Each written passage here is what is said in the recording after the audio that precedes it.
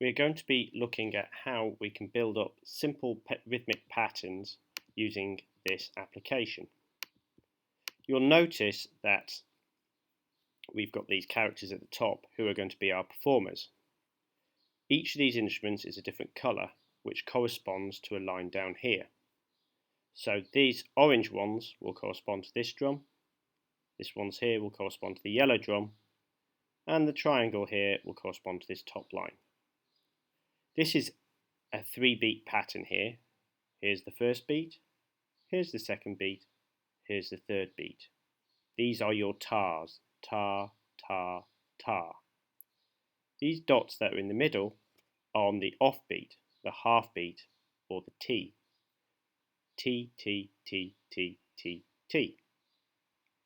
Your task is to work through the ChromeLab rhythm section on the 3, 4, 5 and 6 beat patterns to create patterns that you find pleasing. For example, here's my try.